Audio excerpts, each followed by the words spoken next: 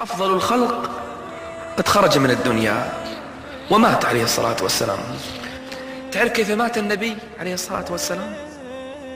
مرض أيامه الأخيرة فاشتد مرضه، فمرض في بيت عائشة حبيبته رضي الله عنها. تقول عائشة: كنا أحيانا نسكب عليه 7 قرب من الماء، وكانت حرارته قد ارتفعت. فقال الصحابة له: يا رسول الله، يعني مرضك شديد لا كما يمرض أحدنا؟ قال: نعم أمرض لا كما يمرض الناس، نعم مرضه أشد من الناس. حتى دخلت عليه فاطمة فبكت وقالت: وكرب أبتاه وكرب أبتاه. فقال عليه الصلاة والسلام: يا فاطمة، لا كرب على أبيك بعد اليوم. خلاص، هذه اللحظات الأخيرة في آخر الأيام، آخر أيام حياته عليه الصلاة والسلام، أمره ربه أن يخرج إلى المقبرة فيستغفر للمؤمنين. فخرج إلى الغرقد، بقيع الغرقد، فجلس وأخذ يستغفر لهم. فجاءه أحد الصحابة فنظر إليه في الليل فقال له: يا فلان. النبي صلى الله عليه وسلم يخاطبه، قال: إن الله عز وجل خيرني بين الدنيا وبين ما عنده، فاخترت ما عند الله. قال الصحابي رضي الله عنه: قال: بأبي أنت وأمي يا رسول الله، اختر الخلد في الدنيا والملك. قال: بل اخترت ما عند الله، اخترت لقاء ربي. وآخر أيامه قام على المنبر خطيبا فقال: أيها الناس، إن عبدا خيره الله بين الخلد في الدنيا وزهرة الحياة الدنيا والملك وبين لقاء ربه، فاختار العبد ما عند الله. ما قال من العبد. فإذا في الصحابة رجل يبكي وانفجر بالبكاء، فنظر الصحابة: من هذا الرجل الذي يبكي؟ إنه أبو بكر الصديق رضي الله عنه. علم أن المخير هو رسول الله عليه الصلاة والسلام، فأخذ يبكي وهو يقول: فديناك بآبائنا وأمهاتنا يا رسول الله، فديناك بآبائنا وأمهاتنا يا رسول الله. فقال عليه الصلاة والسلام: قال: لو كنت متخذا خليلا لاتخذت أبا بكر خليلا، لكن صاحبكم خليل الرحمن. فاشتد مرضه عليه الصلاة والسلام، وجلس في بيت عائشة يمرض يوم بعد يوم، يقوم إلى الصلاة متثاقلا، يصلي بالناس فيرجع، يصلي متثاقلا ثم يرجع.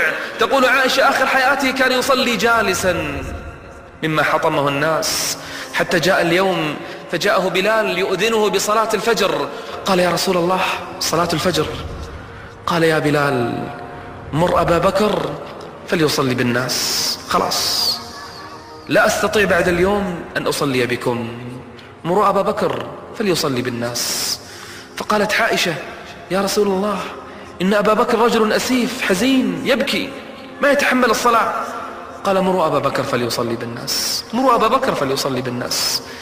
فجاء بلال قال: يا أبا بكر، إن الرسول يأمرك أن تصلي بالناس. من؟ أنا أصلي بالناس؟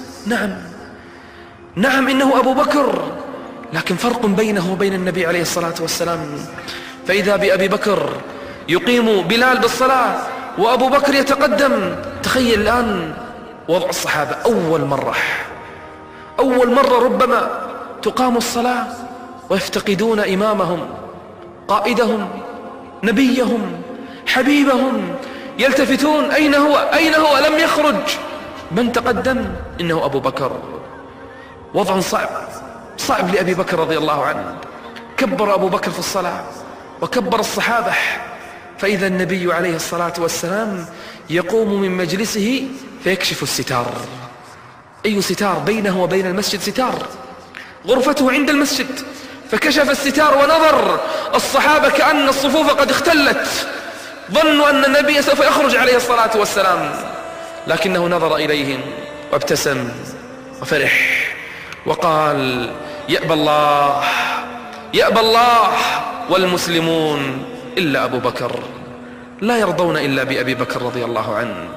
ومر يوم ويومان وثلاث ويشتد المرض بالنبي عليه الصلاة والسلام ويصلي في بيته، وتأتي عائشة وتجلس عنده، فيدخل عليهم من؟ يدخل عليهم عبد الرحمن. شوف الأنفاس الأخيرة لمن؟ لحبيبنا عليه الصلاة والسلام. والصحابة ينتظرون شفاءه، ينتظرون خروجه، ينتظرون حبيبهم يصلي بهم. ويدخل عبد الرحمن على عائشة، فنظر النبي إليه، فقالت عائشة: كأنك تريد السواك يا رسول الله. كان عبد الرحمن يتسوك. قال: نعم. أشار إليها أن نعم. فأخذت عائشة السواك ورطبته بريقها، فأعطته النبي يتسوك في اللحظات الأخيرة وفي الأنفاس الأخيرة. فتسوك النبي عليه الصلاة والسلام. تقول عائشة: فوضعت رأسه بين سحري ونحري في حضنها. انظر لما يشتد الألم، أي حضن أفضل من حضن عائشة؟ أي مكان عند النبي اختاره إلا حضن عائشة؟ فوضع رأسه بين سحرها ونحرها، ثم أخذ يلفظ أنفاسه الأخيرة وهو يقول: قاتل الله اليهود والنصارى اتخذوا قبور أنبيائهم مساجد، ألا لا تتخذوا قبري عيدا، ألا لا تتخذوا قبري عيدا. وأخذ يقول وصاياه الأخيرة: الصلاة الصلاة وما ملكت أيمانكم، الصلاة الصلاة وما ملكت أيمانكم. ثم أخذ ينظر إلى السماء. تقول عائشة: فإذا به يقول كأنه يخاطب أحدا، بل الرفيق الأعلى، كأنه يخير، بل الرفيق الأعلى، بل الرفيق الأعلى. تقول عائشة: وما هي إلا لحظات.